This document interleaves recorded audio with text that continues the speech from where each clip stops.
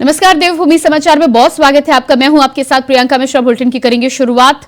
उत्तराखंड की चारधाम यात्रा को शुरू हुए लगभग 5 महीने का समय बीत चुका है। इन 5 महीनों में 40 लाख से भी अधिक श्रद्धालुओं ने उत्तराखंड की यात्रा की है, दर्शन किए हैं। बद्री केदार समिति के अध्यक्ष अजेंद्र अजय ने यह जानकारी देते हुए बताया कि चारधाम यात्रा अप्रैल महीने के अंतिम हफ्ते में कपाट खुल चुके थे और अभी तक 40 लाख श्रद्धालुओं ने चारधाम की यात्रा को पूर्ण कर लिया है। पिछले सालों में यदि तुलना की जाए तो इस बार मानसून सत्र में भी तीर्थयात्री और श्रद्धालु अधिक रहे। साथ ही साथ मानसून का सत्र कमजोर होता हुआ अब नजर आ रहा है, उससे चारधाम में तीर्थयात्रियों की संख्या बढ़ने लगी है। प्रदेश सरकार के स्तर की यदि बात की जाए तो बद्री केदार समिति के स्तर के भी तीर्थयात्री धामों में पहुंचे हैं। उनकी यात्रा सुगम और सरल हो सके, इसके लिए निरंतर प्रयास किए जा रहे हैं। अप्रैल माह के अंतिम सप्ताह में धामों के कपाट खुल चुके थे और आप तुलना करेंगे गत वर्षों के मुकाबले तो इस वर्ष जो श्रद्धालुओं के तीर्थयात्रियों का आने का जो ट्रेंड है वो नए कीर्तिमान स्थापित करने की ओर है। अब तक 40 लाख से अधिक श्रद्धालु तीर्थयात्री हमारे धामों में पहुंच चुके हैं और इस वर्ष अगर गत वर्षों के मुकाबले हम तुलना करें तो मानसून सत्र में भी बड़ी संख्या में श्रद्धालु तीर्थयात्री धामों में पहुँचे हैं। और जैसे अब मानसून का असर कम हो रहा है तो उसके बाद अब बड़ी संख्या में श्रद्धालु तीर्थयात्री धामों में पहुंच रहे हैं और इस वर्ष जो कपाट बंद होने की समयावधि है वो लगभग नवंबर के द्वितीय और या तृतीय सप्ताह में कपाट बंद होंगे। तो इस लिहाज से इस वर्ष समयावधि भी अधिक है, तो हमें अनुमान है कि इस वर्ष जो श्रद्धालुओं का तीर्थयात्रियों का जो आंकड़ा होगा वो एक नया कीर्तिमान स्थापित करेगा। केदारनाथ मंदिर समिति ने भी बद्रीनाथ मंदिर के सिंह द्वार में कई दरार नहीं देखी है और कहीं बद्रीनाथ मंदिर क्षेत्र में भूस्राव भी हो रहा है, इस बात की जानकारी मिली है। बीकेटीसी अध्यक्ष ने कहा है कि एएसआई की तरफ से बद्रीनाथ मंदिर के सिंह द्वार में पहले से हल्की दरारों की मरम्मत कार्य को किया जा रहा है। मौजूदा वक्त में कोई नई दरार नहीं दिखाई दी है।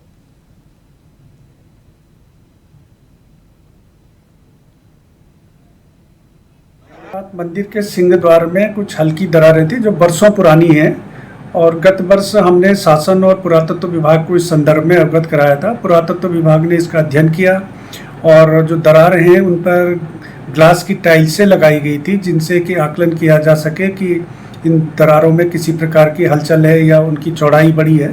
तो ऐसा पाया नहीं गया, लेकिन उसके बावजूद जो दरारें थी उनका ट्रीटमेंट कार्य इस वर्ष अगस्त माह में पुरातत्व विभाग द्वारा प्रारंभ किया गया और जो अभी जारी है। और वर्तमान में किसी प्रकार से कोई मंदिर को लेकर के या मंदिर परिसर को लेकर के किसी प्रकार का कोई खतरा नहीं है और न वहाँ पर भूधसाव जैसी कोई समस्या उत्पन्न हो रही है। उत्तराखंड के गढ़वाल आयुक्त विनय शंकर पांडे की माता अमरावती देवी पांडे की 89 की उम्र में देहांत हुआ है। 10 सितंबर को उन्होंने प्रयागराज में अंतिम सांस ली है, जिनकी अस्थियां आज वीआईपी घाट पर पूरे विधि विधान के साथ गंगा में प्रवाहित की गई। गढ़वाल आयुक्त शुक्रवार को हरिद्वार पहुंचे थे और वीआईपी घाट पर अपनी माता की अस्थियां विसर्जित की। इस मौके पर उनके साथ उनकी पत्नी बेटा भी मौजूद रहे। साथ ही हरिद्वार जिलाधिकारी धीरज कुमार गबरियाल, नवनियुक्त एसएसपी परमेंद्र डोभाल समेत कई आला अधिकारी इस मौके पर मौजूद रहे।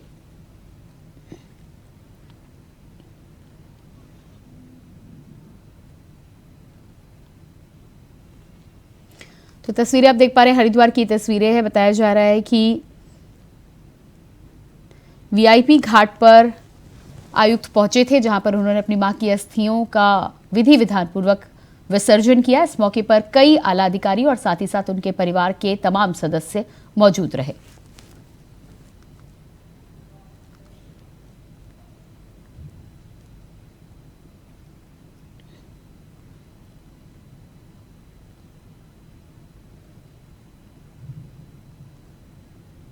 तो तस्वीरें आप देख पा रहे हैं, पूरे विधि विधान से यहां पर अस्थियों का विसर्जन किया गया है। तस्वीरें साफ तौर पर यहां पे देख पा रहे हैं। साथ ही पंडितों की उपस्थिति में मंत्रोच्चार के साथ विधि विधान के साथ गढ़वाल आयुक्त ने अपनी माता की अस्थियों का विसर्जन किया है। इस मौके पर तमाम आला अधिकारी भी उनके साथ मौजूद रहे।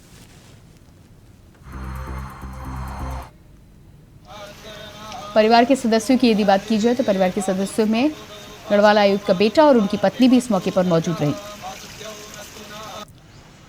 वीआईपी घाट पर अस्थियां विसर्जित करने के लिए पहुंचे थे।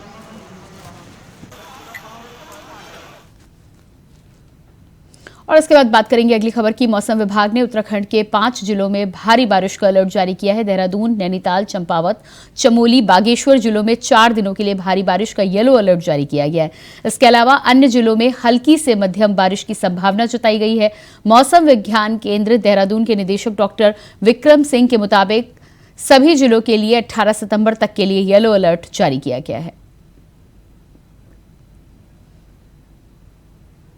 17 तारीख तक के लिए अगर बात करें तो जो एक्टिविटी वो रहेगी और उसमें अनेक जगहों तक में आप कह सकते हैं कि जो हल्की से मध्यम बारिश हो अभी मिलेंगी 3 से 4 दिन में।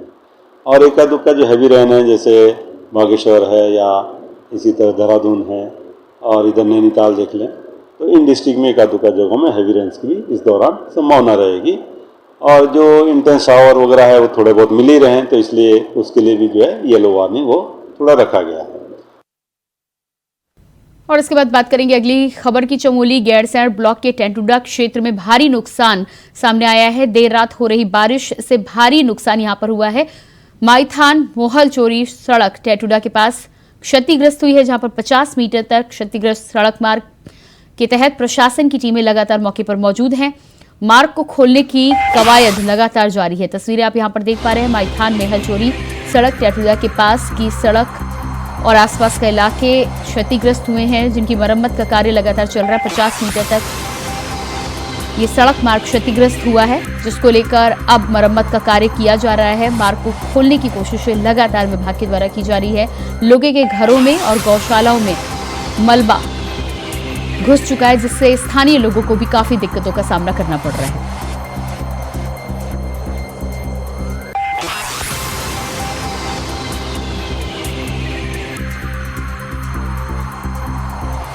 चमोली की ये तस्वीरें आप देख पा रहे हैं। गैरसैंण ब्लॉक के टेंटुडा क्षेत्र में भारी नुकसान हुआ है। बताया जा रहा है कि बारिश की वजह से ये भारी नुकसान, लैंडस्लाइड की वजह से क्षति हुई है, जिससे पूरा मार्ग अवरुद्ध हो चुका है। मार्ग को खोलने की कोशिशें अब विभाग के द्वारा की जा रही है। आप देख पा रहे हैं किस तरह से जानवर भी अंदर फंसे हुए नजर आ रहे हैं। स्थानीय लोगों को भी काफी दिक्कतों का सामना करना पड़ रहा है। की लक्सर और हरिद्वार देहात क्षेत्र में देर रात से लगातार झमाझम बारिश देखने को मिल रही है, जिस कारण तापमान में भारी गिरावट दर्ज की गई है। साथ ही साथ आपको बता दें कि एक बार फिर क्षेत्र के किसानों के माथे पर चिंता की लकीरें उभर आई हैं। किसानों को इस बात का खतरा सता रहा है कि यदि ज्यादा बारिश होती है तो फिर से उनके खेत बारिश के पानी से लबालब हो जाएंगे और खेतों में खड़ी गन्ने और धान की फसलें पूरी तरह से चौपट हो जाएंगी, क्योंकि पिछले महीने भी क्षेत्र में ज्यादा बारिश दर्ज की गई थी। बाढ़ आने से क्षेत्र के किसानों की फसलें भी नष्ट हो गई थी।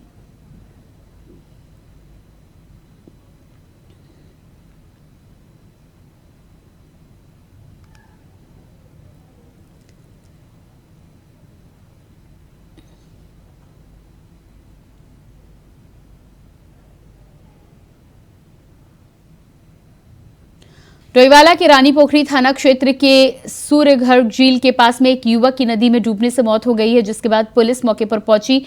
मृतक अंकित पवार के शव को कब्जे में लेकर पोस्टमार्टम के लिए भेजा जा चुका है। मृतक के दोस्तों से पूछताछ करने पर यह पता चला कि युवक ऋषिकेश का निवासी है और पिकनिक मनाने के लिए सूर्यधार झील पर आया था। फिलहाल पुलिस इस मामले की जांच पड़ताल में जुट गई है।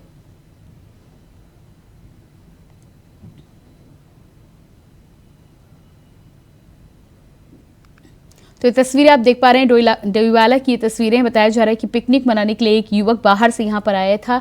अचानक नदी में डूबने से उसकी मौत हो गई है। पुलिस मौके पर पहुंची है, शव को बाहर निकाला गया है। छानबीन करते हुए पुलिस को इस बात की जानकारी हुई कि युवक अपने दोस्तों के साथ यहां पर आया था और मौज मस्ती करने के साथ ही अचानक युवक नदी में डूबा और इस दौरान जान युवक की नहीं बचाई जा सकी। और अब बात करते हैं अगली खबर की। एक बार फिर से मौसम विभाग की भविष्यवाणी सच साबित हुई है। कर्णप्रयाग, गोचर, लघासू में लगातार बारिश हो रही है। वहीं मौसम विभाग ने पहाड़ों में येलो अलर्ट जारी किया है।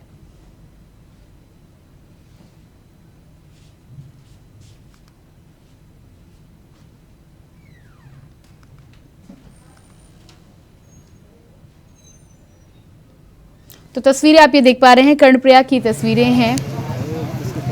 भीषण बारिश का येलो अलर्ट मौसम विभाग ने जारी किया था और भविष्यवाणी मौसम विभाग की लगातार सच साबित हुई है। आसपास के इलाकों में झमाझम बारिश देखने को मिल रही है और साथ ही साथ भारी बारिश की वजह से स्थानीय लोगों को भी काफ़ी दिक्कतों का सामना करना पड़ रहा है।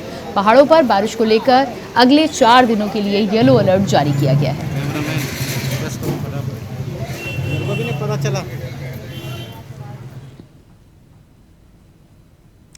देहरादून में डीआईजी अधिसूचना के पद पर स्थानांतरण होने पर पुलिस लाइन में विदाई समारोह का आयोजन किया गया। बता दें कि समारोह के दौरान उपस्थित अधिकारियों ने निवर्तमान डीआईजी के साथ उनके कार्यकाल में अपने अनुभवों को साझा करते हुए कहा। वहीं आम जनता के प्रति भावनात्मक लगाव को एक प्रेरणा स्रोत बताते हुए उनसे प्रेरणा लेने की सीख देने की बात कही है।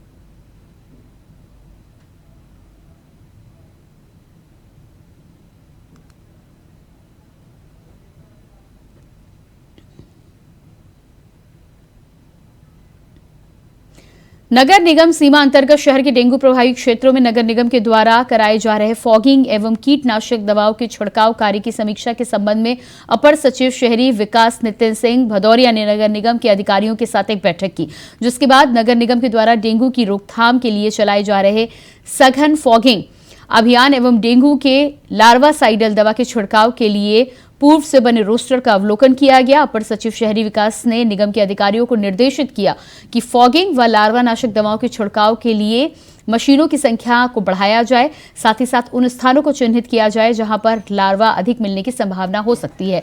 वर्तमान में उन क्षेत्रों में डेंगू के प्रकरण जहां अधिक पाए जा रहे हैं, उन स्थानों को चिन्हीकरण करके वहां पर सघन फॉगिंग अभियान को चलाया जाए। नगर निगम की जो टीम है वो डेंगू को कंट्रोल में करने के लिए पूरी कोशिश से अपना कार्य कर रही है। लार्विसाइडल का छिड़काव हो ताकि लार्वा रिडक्शन हो सके, या स्वास्थ्य विभाग के आशा कार्यकर्तियों के साथ मिलके घर घर में डेंगू पानी के सोर्सेज को आइडेंटिफाई करना, लार्वा आइडेंटिफाई करना, यदि पाया जाता है तो उसको डिस्ट्रॉय करना, उसकी कार्रवाई भी चल रही है। फॉगिंग की कार्रवाई भी हम चलवा रहे हैं जागरूकता के लिए, लोगों को अवेयर करने के लिए, चाहे पैम्पलेट्स हों चाहे अदरवाइज मैसेजिंग हो, वो सब काम हम लोग लगातार कर रहे हैं। यहाँ पे उन्हीं की समीक्षा करने आए कि क्या डेंगू रोकथाम में पूरे क्या कार्य किए जा रहे हैं, और नगर आयुक्त महोदय द्वारा यहाँ पे काफ़ी अच्छे उसमें तरीके से अभियान कराया है, काफ़ी सिस्टमैटिक तरीके से कराया जा रहा है। तो हम लोगों ने उसी का थोड़ा सा अपने इनपुट्स भी दिए हैं। आई थिंक कुछ हम लोग चेंजेस लेकर इसमें बहुत अच्छे तरीके से नियंत्रण में लाने की कोशिश कर रहे हैं। कुछ एंडेमिक वार्ड्स पे हम लोग स्पेशल फोकस कर उनको हम लोग फॉगिंग और रिसोर्स रिडक्शन के माध्यम से रोज़ कवर करना चाह रहे हैं। हमारी कोशिश ये है कि डेंगू को हम लोग नियंत्रण में लेकर आएँ। डेंगू जो इस समय फैल रहा है उसको ज़्यादा से ज़्यादा हम लोग नियंत्रण में लाकर उस पर फॉगिंग के माध्यम से, सोर्स रिडक्शन के माध्यम से और स्वास्थ्य विभाग के साथ समन्वय स्थापित कर इसको हम लोग नियंत्रण करें। आर्टिफिशियल इंटेलिजेंस हमें विज्ञान के नए युग की ओर ले जा रहा है। इस तकनीक के कई फायदे हैं, तो अब कुछ जालसाज इसे ऑनलाइन फ्रॉड का जरिया भी बना चुके हैं। देखिए खास रिपोर्ट। आर्टिफिशियल इंटेलिजेंस हमें विज्ञान के नए युग की ओर ले जा रहा है। इस तकनीक के कई फायदे हैं, तो अब कुछ जालसाज इसे ऑनलाइन फ्रॉड का साधन बना चुके हैं। देखिए, पूरी दुनिया में इस वक्त एआई यानी कि आर्टिफिशियल इंटेलिजेंस का क्रेज है। लोग एआई चैटबॉक्स और टेक्नोलॉजी से अपने सारे काम करा लेते हैं, लेकिन इस टेक्नोलॉजी ने जहां एक तरफ आपकी लाइफ आसान बना रही है, वहीं ये अपने साथ एक मुसीबत भी लेके आई है, डिजिटल फ्रॉड। इसे टेक्नोलॉजी की सहायता से लोगों की जेब काटने का काम किया जा रहा है। अधिकतर भारतीयों ने अपना पैसा फेक कॉल्स के चलते खोया है, जिसमें सामने वाला व्यक्ति कोई अपना ही सुनाई पड़ता है। इसी साल MCA कंपनी ने सर्वे ऑर्गेनाइजेशन किया था, जिसमें 7 देशों के 7,054 लोग शामिल हुए थे। इसमें करीब 1,010 लोग भारतीय थे। इस सर्वे में पाया गया था कि आधे से ज्यादा भारतीय असली और नकली एआई कॉल में फर्क नहीं कर पा रही है, और करीब 47% एडल्ट ऐसे थे जो कि एआई स्कैम से वाकिफ थे या उनके जान पहचान से कोई इसका शिकार अतीत में हो चुका था। इस सर्वे में ये भी पता लगा था कि करीब 69% भारतीय ऐसे हैं जो फेक एआई कॉल और असली कॉल में फर्क नहीं पहचान रही है। साथ ही 66% लोगों ने कहा कि यदि उन्हें इमरजेंसी से जुड़ा मैसेज आता है तो वो इसे रिस्पॉन्स देंगे। देखिए, जैसे जैसे टेक्नोलॉजी बढ़ती है उसका यूज़ और मिसयूज़ दोनों बढ़ जाते हैं। तो इसी तरह से आर्टिफिशियल इंटेलिजेंस, जहाँ हम एक तरफ देखते हैं कि कई सारे टूल्स हैं जो कि हमारे काम को ईजी बना देते हैं, जैसे जीपीटी है या अन्य टूल हैं, उसी तरह से जो साइबर फ्रॉडस्टर्स हैं या स्कैमस्टर्स हैं, वो लोग भी इसको यूज़ करके लोगों को ठगने का अटैम्प्ट कर रहे हैं और ठग भी रहे हैं। तो इसी तरह के कुछ मामले सामने आए हैं। एग्जैक्टली हमारे यहाँ पर रिपोर्ट नहीं हुए, लेकिन कुछ अन्य प्रदेशों में इस तरह के मामले सामने आए हैं जहाँ की एआई की मदद से आवाज़ को क्लोन करके, अपने आपके फ्रेंड्स की या रिलेटिव्स की आवाज़ को क्लोन करके, इवन वीडियो को क्लोन करके उनसे पैसों की डिमांड की जा रही है, जिसमें कि जो पीड़ित है उसको लगता है कि उसका रिश्तेदार या उसका फ्रेंड जो है वो वास्तव में किसी संकट में है और उसको पैसों की ज़रूरत है, जबकि वो पूरा आर्टिफिशियल इंटेलिजेंस के माध्यम से एक क्लोन करके बनाई गई वीडियो या ऑडियो होती है। तो इस तरह के मामले सामने आ रहे हैं। इसमें हमारी टीम भी अलर्ट है। आगे हम लोग भी R&D इसमें करते रहते हैं कि किस तरह से इसको टैकल किया जाए, और आगे मामले सामने आएंगे उसमें हम लोग आगे से कर देंगे। वहीं साइबर क्राइम को रोकने के लिए और आर्टिफिशियल इंटेलिजेंस जैसी तकनीकी से लड़ने के लिए उत्तराखंड साइबर सेल भी अपनी तकनीक लगातार अपग्रेड कर रहा है। वहीं जागरूक करने के लिए आर्टिफिशियल इंटेलिजेंस से ही कॉमिक्स बनाई जा रही है। देखिए, टेक्नोलॉजी जैसे डेवलप हो रही है उसी तरह से हम लोग भी अपने आप को अपग्रेड करने की कोशिश करते हैं। ऐसा नहीं कह सकते कि आज मेरे पास आगे 10 साल में जो क्राइम होने वाला है उसकी टेक्नोलॉजी अवेलेबल है, लेकिन जैसे जैसे टेक्नोलॉजी बढ़ती रहेगी हम लोग भी अपने जो डिफेंस है और जो प्रिवेंशन के लिए करना है उसको डेवलप करेंगे। नई तकनीकी के साथ जहां आपकी जिंदगी आसान हो रही है और आर्टिफिशियल इंटेलिजेंस जैसी तकनीकी पर आप भरोसा कर रहे हैं, वहीं कई लोग इस टेक्नोलॉजी के गलत उपयोगी से लोगों को ठगने का काम कर रहे हैं। ऐसे में आप भी सावधान रहे और सतर्क रहे। ऐसे फेक कॉल्स को पहले आप वेरीफाई करें, फिर मदद, लापरवाही पड़ेगी भारी। साइबर ठग कर देंगी आपकी तिजोरी खाली। Tushar Gupta, India voice, Dehradun. उत्तरकाशी के गंगा और यमुना घाटी में देर रात को भारी बारिश का सिलसिला जारी रहा। दिल्ली यमुनोत्री राष्ट्रीय राजमार्ग रानीचट्टी के पास में 2 घंटे से चट्टानी मलबा आने से मार्ग अवरुद्ध हो गया। जानकारी मिलते ही एनएच की टीम मलबे को हटाकर आवाजाही सुचारू रूप से करने के लिए पहुंची।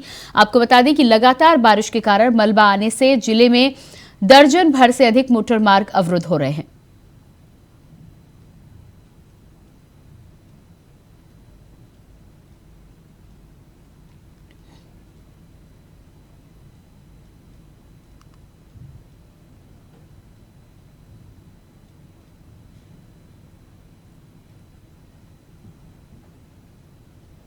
उत्तरकाशी की गंगा और यमुना घाटी में देर रात से भारी बारिश का सिलसिला जारी है। दिल्ली यमुनोत्री राष्ट्रीय राजमार्ग रानाचट्टी के पास से 2 घंटे से चट्टानी मलबा आने से मार्ग अवरुद्ध हो गया। जानकारी मिलते ही एनएच की टीम मलबे को हटाकर आवाजाही सुचारू रूप से करने के लिए मौके पर पहुंची। आपको बता दें कि लगातार बारिश के कारण मलबा आने से जिले में दर्जन भर से अधिक मोटर मार्ग अवरुद्ध हो गए हैं।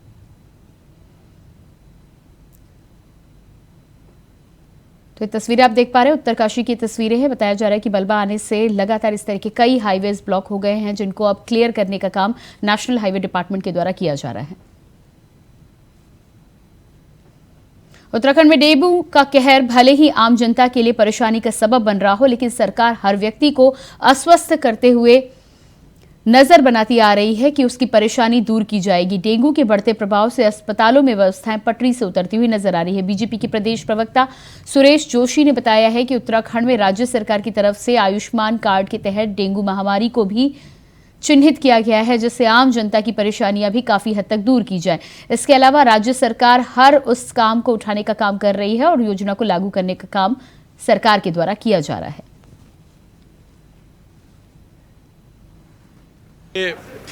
सरकार अपनी तरफ से हर व्यवस्था डेंगू के मरीज को देने का प्रयास कर रही है। जैसे भी आयुष्मान भारत में जिन लोगों को भी दिक्कत आ रही है, हमने डेंगू को कवर किया है। अगर कहीं पर कोई ऐसी दिक्कत आ रही है कि मुख्यमंत्री राहत कोष से भी पैसा दे रहे हैं। सारे हॉस्पिटल्स को हमने कोई दवा, डॉक्टर्स, लैब्स सब मुहैया करा रखी हैं। मतलब मैंने कहा कि सरकार का नियंत्रण है डेंगू पर पूरी तरह। अब देखिए, विपक्ष का काम तो आरोप लगाना है, वो तो आरोप लगाएंगे ही, लेकिन जहाँ तक सरकार का विषय है बहुत मजबूती के साथ हम लोग काम करेंगे। देहरादून में मुखबिर की सूचना पर पहुंची पुलिस ने एक बाइक सवार को रोककर जब चेकिंग की तो पता चला कि चेकिंग के दौरान बाइक सवार के पास ही 8.40 ग्राम स्मैक बरामद हुई, जिसके बाद पुलिस ने आरोपी को गिरफ्तार किया है और एनडीपीएस एक्ट के तहत मुकदमा पंजीकृत कर लिया है।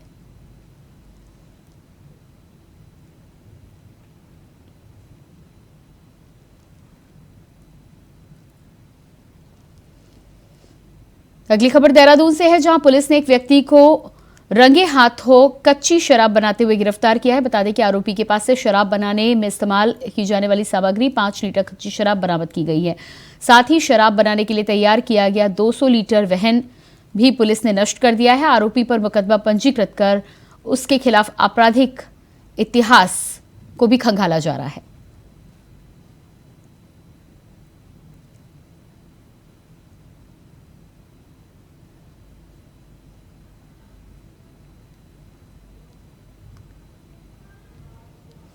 खबर देहरादून से है, जहां पुलिस ने कुछ ही दिनों पहले बीएमएस रोड पर फायरिंग की घटना को अंजाम देने वाले 2 व्यक्तियों को गिरफ्तार किया था। बता दें कि इस घटना को अंजाम देने वाले तकरीबन 10 से 15 लोग थे, जिनमें से 2 को फिलहाल पुलिस ने गिरफ्तार किया है, तो वहीं अन्य आरोपियों की तलाश लगातार जारी है। जानकारी है कि पुलिस ने घटनास्थल के आसपास लगे सीसीटीवी कैमरों की मदद से दोनों ही आरोपियों को मोबाइल से ट्रेस कर उन्हें गिरफ्तार किया है।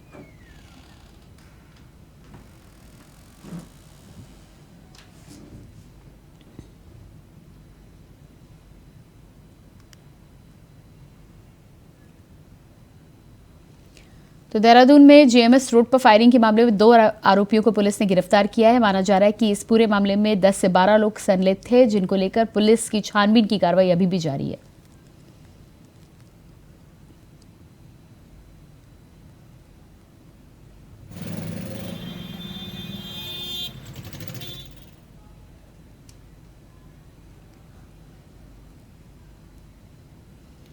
और इसी के साथ देवभूमि समाचार में इतना ही। खबरों का सिलसिला जारी रहेगा। नमस्कार।